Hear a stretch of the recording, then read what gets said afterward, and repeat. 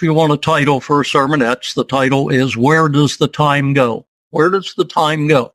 That whenever I'm at the Feast of Tabernacles, and we're actually approaching the fall holy days here pretty soon, I begin to wonder just how long before we actually get to enjoy that 1,000 years of peace on earth with Satan being bound. But I often realize that we may have some time to go before the end of this age. Don't know. I'm not going to rationalize and try and make guesses. But then I get to thinking that at my age, and you can tell by looking at me, I'm not real young, that at my age, it's that time may be closer than I think. Now, I need to be more concerned about what I do with the time that I have left. We all need to be thinking about the time that we have and how we allocate it.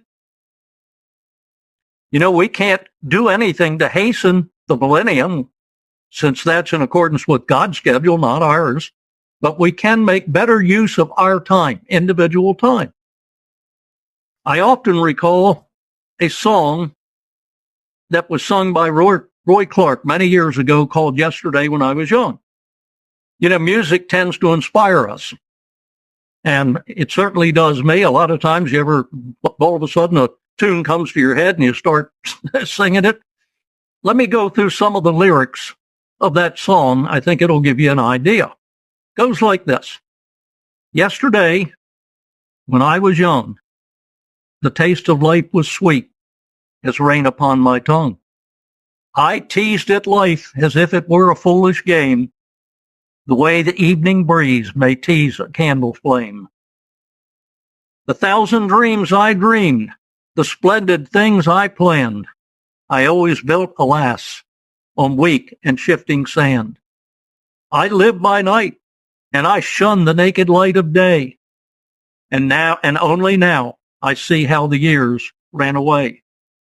Yesterday, when I was young, so many happy songs were waiting to be sung. So many wild pleasures lay in store for me, and so much pain my dazzled eyes refused to see. I ran so fast that time and youth at last ran out. I never stopped to think what life was all about. And every conversation I can now recall concerned itself with me and nothing else at all. Yesterday the moon was blue, and every crazy day brought something new to do. I used my magic age as if it were a wand, and never saw the worst and the emptiness beyond. Very inspiring words when you think about that. I was a lot younger when I heard him sing this song. I was actually, I'm pretty sure I was in the Philippines, which would have been probably in the 1960s, I guess. But I realized when I heard the song, it hit home with me because he's singing about my life. You know, as a young child, I just couldn't wait to be a teenager like my older brother and sister. I'm sure we all go through things like this. Then not long after that, I couldn't wait until I was 18 years old and I could leave home and I could take care of myself. Then came the big hurry to be 21 so that I could vote and I could drink. You know, back then, if any of you my age will remember, back then you couldn't vote until you were 21. I don't think it was until sometime in the early 1970s when they actually dropped the voting age down to 18. Anyway, after that, I was in the military, and at that point, I couldn't wait to put in my 20 years and retire. Then a second career started. Once again, it was work, more work. Is it starting to sound familiar to anybody else out there? You know, I don't even need to mention the time it takes to care for house and property, and I've got 35 acres and a house to take care of. You know, in many ways, and I admit to this, that especially when I was younger, I was a workaholic. I guess there's some good to that. In some aspects, it's made me very successful in any job that I've encountered. if you pour your life into it. Nevertheless, there is a tremendous drawback when you look at how, in many cases, I allocated my time. Did I use it appropriately?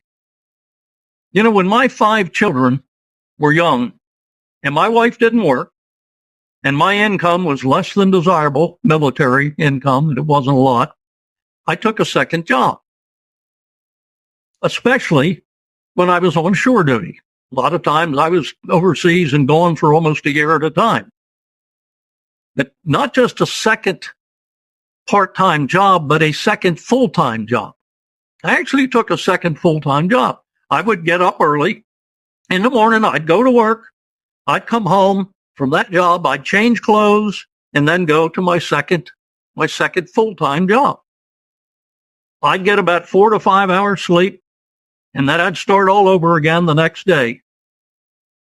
Now, as a result, I will say my wife and children lived a little bit better. I could afford to do a little bit more as far as where we lived and stuff like that. But sad to say, I had very little time. I had very little time to be a husband and to be a father.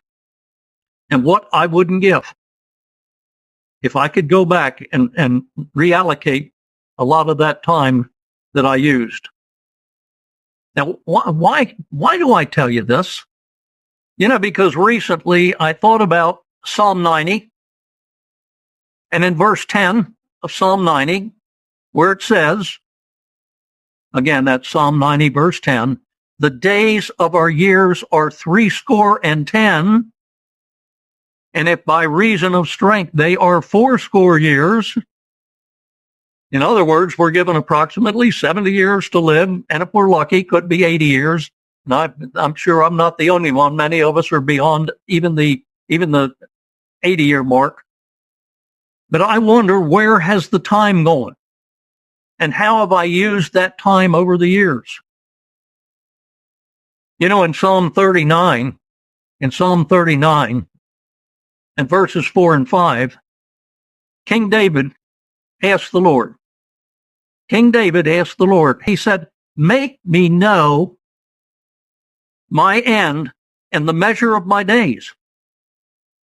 What is it that I may know how short-lived I am? Behold, you have made my days as a handbreadth, and the span of my days is as nothing before you. Surely every man at his best state is altogether vanity. Pretty interesting statement. But let me read that again out of the New International Version. I just like the way that it's put in the New International Version. So let me read that. There it says, show me, O Lord, my life's end and the number of my days. Let me know how fleeting is my life. You have made my days a mere handbreadth. The span of my years is as nothing before you. Each man's life is but a breath. Pretty profound statement. The world looks a lot different at this age than it did when I was young. I'm sure many of you would make that same statement.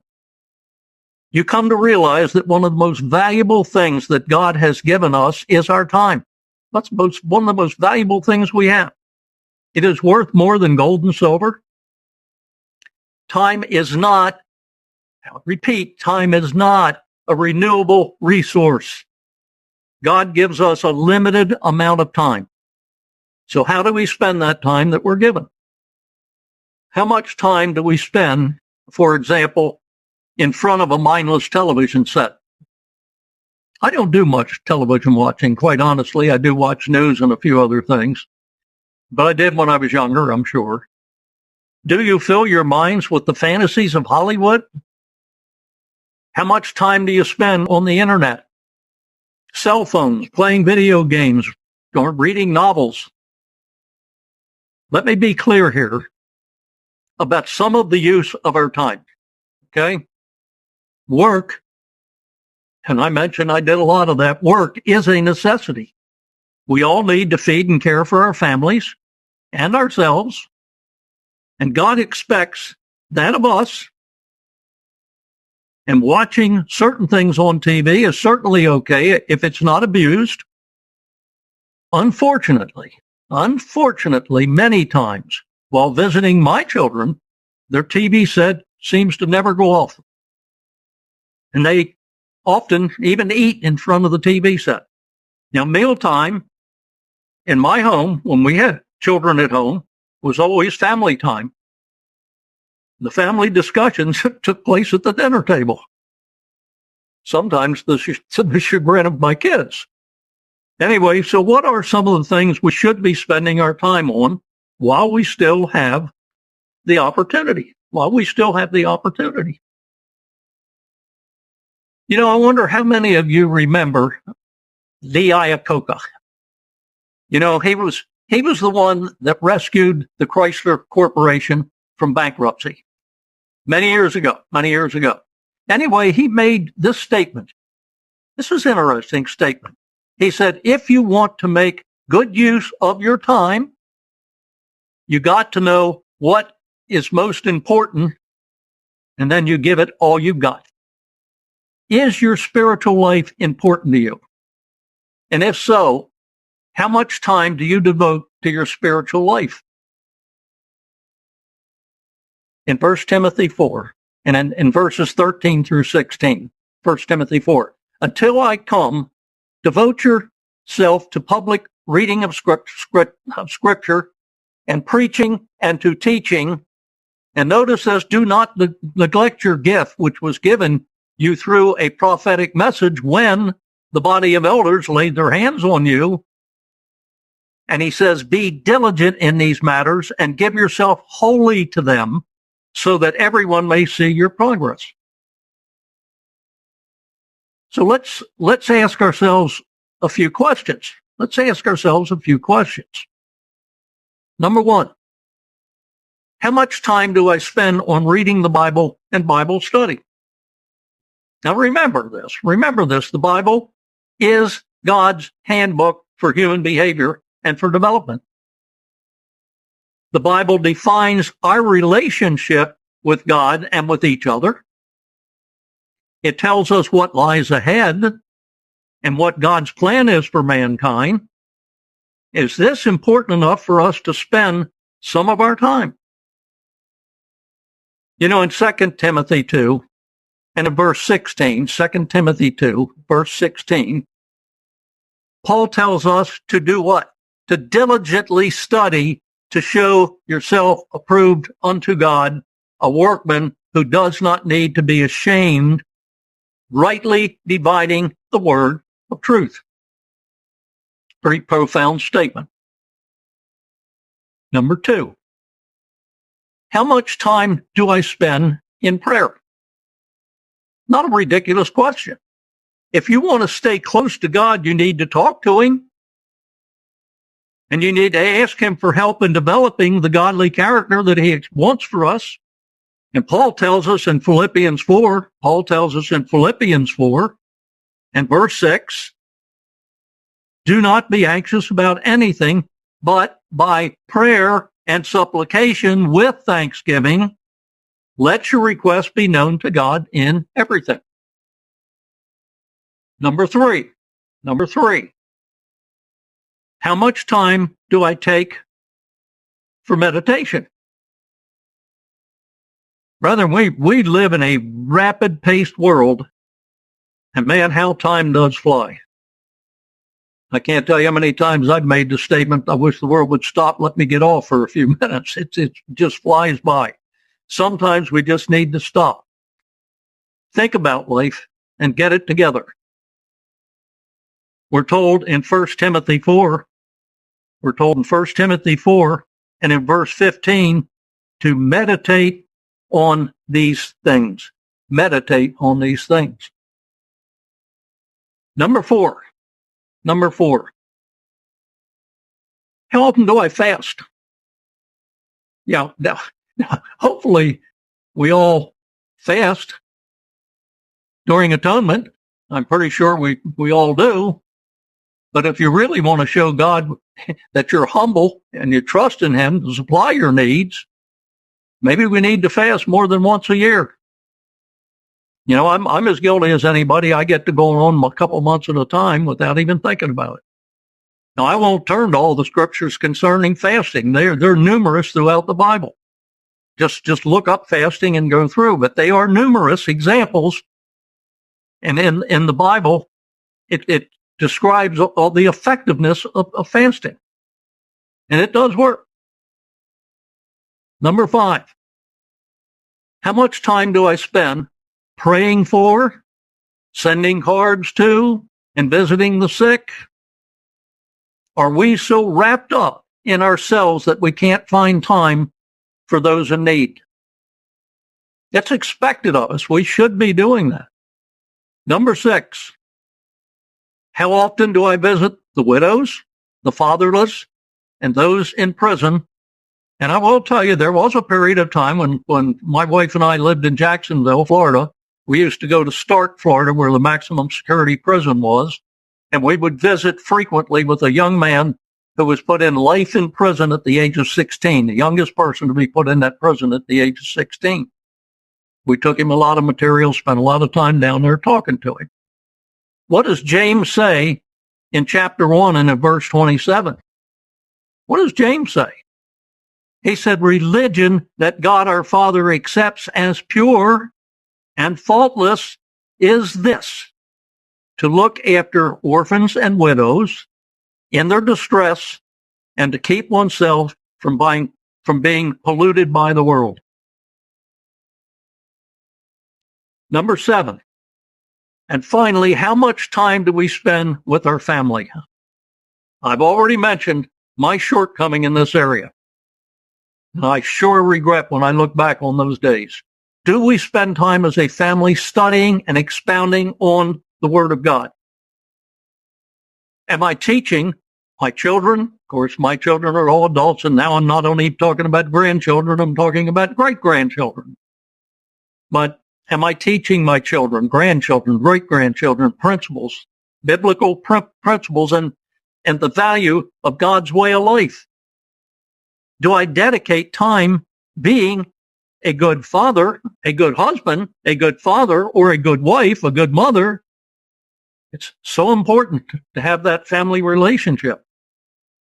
If you've been blessed with a family, you need to care for it. You need to help it grow as God cares for his family. Brethren, God has given us a specific period of time to try us. When you look back through the history of the world, that is not the time that we have, is not a lot of time. But he uses it to test us and to see if we will develop the godly character that will be acceptable in his kingdom. Are we spending that time wisely? When our time runs out, will we be able to look back and feel confident that we did all that God expected of us? Or will we be disappointed that we wasted too much time of the valuable time that we were given? Do we procrastinate and put off prioritizing our time? Let me look at one last scripture in James 4, and beginning in verse 13, where it says, now listen, those of you who say, today and tomorrow I will go into such a city, and we will spend a year, and we will conduct business, and we're going to make a profit. Now pay particular attention to verse 14. You do not even know what will happen tomorrow. Any of you? For sure? For what is your life? We read this when we went back into and talked about 70. Is it even a vapor that appears for a little while and then it disappears?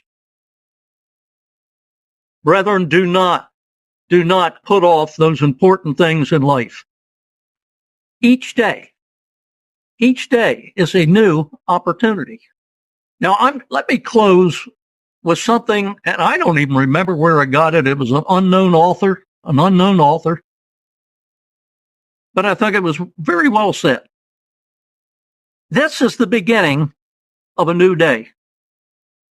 God has given me this day to use as I will. I can waste it, or I can use it for good. What I do today is important because I am exchanging a day of my life for it.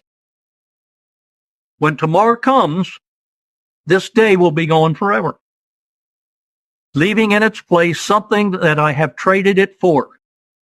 I want it to be gain, not loss. Good, not evil. Success, not failure.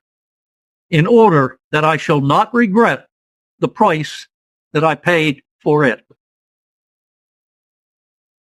Brethren, Roy Clark, when he sang that song, Yesterday When I Was Young, he sang it at the funeral of the great baseball player, Mickey Mantle.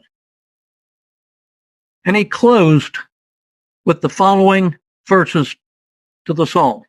And I hope that none of us ever has to sing the last part of this song. There are so many songs in me that won't be sung. I feel the bitter taste of tears upon my tongue. The time has come for me to pay for yesterday when I was young. Pretty poignant words. Thank you for your time, brother, and have a great Sabbath day.